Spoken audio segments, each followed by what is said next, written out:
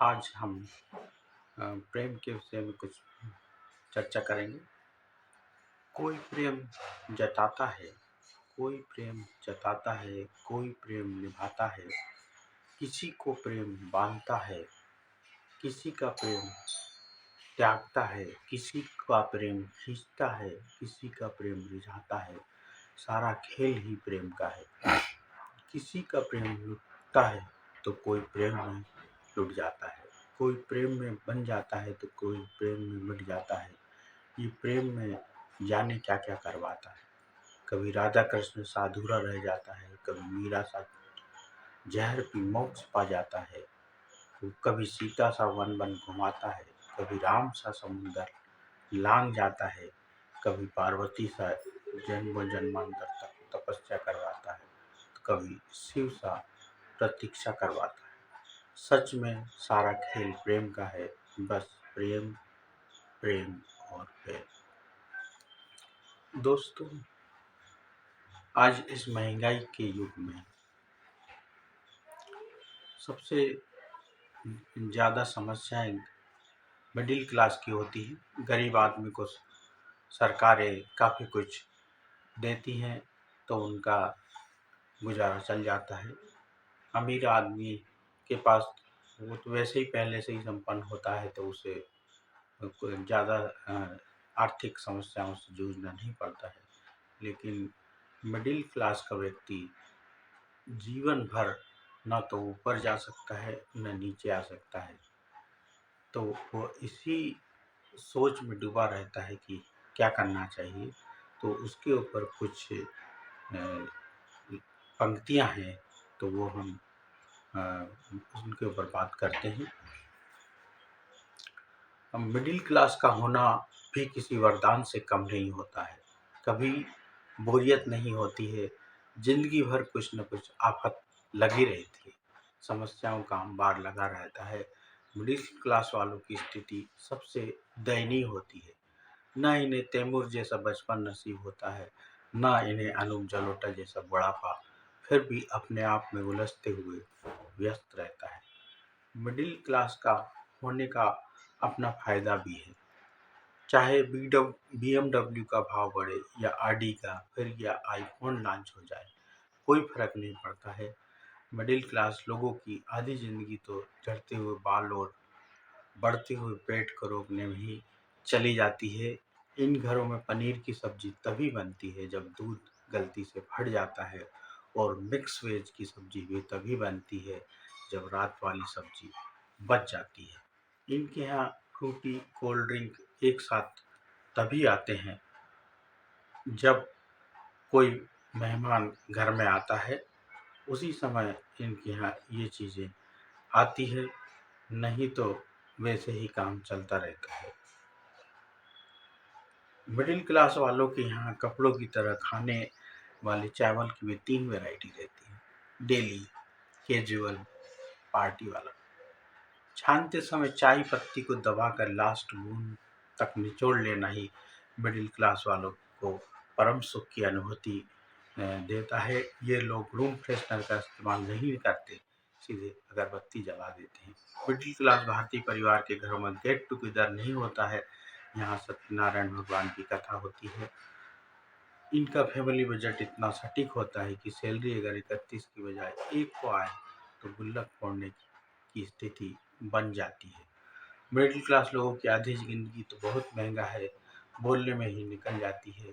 इनकी भूख भी होटल के रेट्स पर डिपेंड करती है। दरअसल महंगे होटलों की मेन्यू बुक में मिडिल क्लास इंसान फूड आइटम नहीं बल्कि अपनी औकात ढूंढ रहा होता है कि कौन सी चीज़ कितने रेट की है, और अपने खुद के जेब में कितने पैसे, कितने बजट में, कम से कम बजट में हम होटल के उसका आनंद ले सकते हैं। इश्क मोहब्बत अमीरों के चोचले हैं, मिडिल क्लास वाले तो सीधे ब्याह करते हैं। इनके जीवन में कोई वैलेंटाइन नहीं होता है, जिम्मेदारियाँ जिंदगी भर इनका पीछा कर लगी रहती हैं। मध्यम वर्ग दूल्हा दुल्हन भी मंच पर ऐसे बैठे रहते हैं मानो जैसे किसी भारी सदमे में हो। अमीर आदमी शादी के बाद हनीमून पर चले जाते हैं और मिडिल क्लास के लोगों की शादी के बाद टेंट बर्तन वाले ही इनके पीछे पड़े रहते हैं। उनका बिल चुकाने के लिए इनको हिसाब किताब जोड़ना पड़ जाता है। मिडिल क्लास बंदे को पर्सनल बेड और रूम भी शादी के बाद ही अलॉट होता है। मिडिल क्लास बस ये समझ लो कि जो तेल सर पर लगाते हैं वही तेल मुंह पर भी रगड़ लेते हैं। एक सच्चा मिडिल क्लास आदमी गीजर बंद करके तब तक नहाता रहता है जबकि नल से ठंडा पानी आना शुरू ना हो जाए। रूम ठंडा होते ही एसी बंद करने वाला मिडिल क्लास आदमी चंदा देते वक्त नास्तिक हो जाता है और प्रसाद लेते वक्त आस्तिक बन जाता है। दरअसल मिडिल क्लास तो चौराहे पर लगी घंटी के समान है जिसे लूली लंगड़ी अंधी बहरी अल्पमत पूर्णमत हर प्रकार की सरकार पूरे दम से बजाती है। मिडिल क्लास को आज बजट में वही मिलता है जो अक्सर हमें मंदिर में बजाते हुए मिलता है। फिर भी मिडिल क्लास हिम्मत करके मिडिल क्लास आदमी पैसे बचाने की बहुत कोशिश करता है लेकिन बचा कुछ नहीं पाता है। हकीकत में मिडिलमैन की हालत पतंग के बीच बैठे हुए उस आदमी की तरह होती है जिसके बाद पूरी सब्जी चाहे इधर से आए चाहे उधर से आए वह जब तक खत्म नहीं हो जाती तब तक उसे खाते ही रहते हैं। मिडिल क्लास के सपने भी लिमिटेड होते हैं। टंकी भर गई है, मोटर बंद करना है, गैस पर दूध उबल गया है, चावल जल गया है, इसी टाइप के सपने आते हैं। दिल में अनगिनत सपने लिए बस चलता ही रहता है, चलता ही रहता है। तो ये मिडिल क्लास एक आम आदमी की कहानी है जिसमें कि उसके जीवन के एक दर्द को महसूस किया गया है कि कैसे उसका जीवन भर वो दर्द में डूबा रहता है। एक अन्य कहानी हम देखेंगे, सुनेंगे। एक आदमी ने एक दुकानदार से पूछा, केले और सेब फल का क्या भाव है? तो दुकानदार ने बोला कि केले 20 रुपए किलो है और सेब फल 100 रुपए किलो है। उसी समय एक गरीब सी औरत दुकान में आई और बोली, मुझे 1 किलो सेब और 1 किलो केले चाहिए, क्या भाव भैया?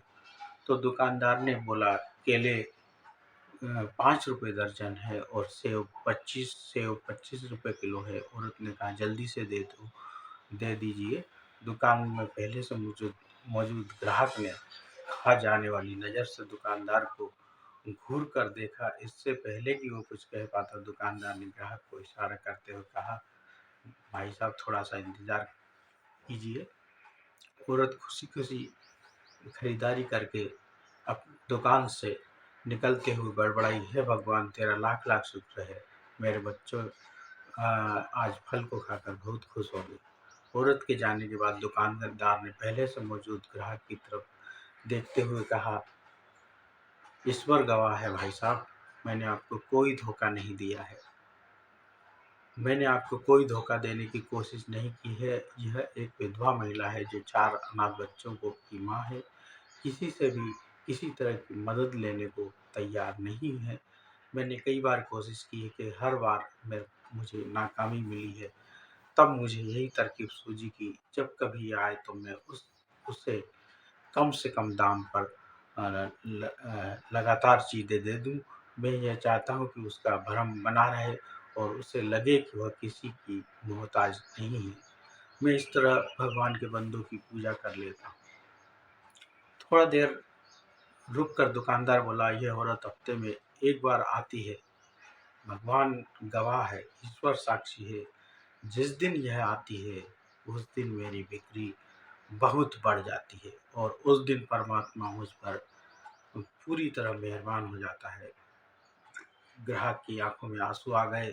उसने आगे बढ़कर दुकानदार को गले लगा लिया और बिना किसी शिकायत के अपना सौदा लेकर खुशी खुशी चला गया। तो कहानी का मर्म यह है कि इससे सीखने वाली बात यह है कि खुशी अगर हम बांटना चाहें तो किसी भी तरीके से बांट सकते हैं। सहायता यदि किसी की करना चाहे तो हम किसी भी प्रकार से सहायता कर सकते हैं।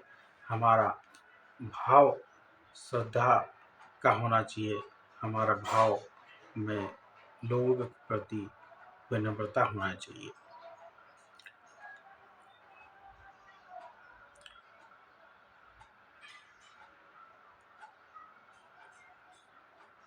तो दोस्तों, ये थी कुछ बातें जो अब आज हमने आपके साथ शेयर की है। अगर आपको यह स्टोरी और यह चीज़ें अगर समझ में आई हो तो आप हमारे चैनल को लाइक और सब्सक्राइब ज़रूर कीजिए और ज़्यादा से ज़्यादा शेयर कीजिए, ताकि ज़्यादा से ज़्यादा लोग इस प्रकार की कहानियों से अपने जीवन को एक उच्च स्तर पर ले जा सकें। तो दोस्तों, नमस्कार, सत श्री अकाल, जय हिंद, जय भारत।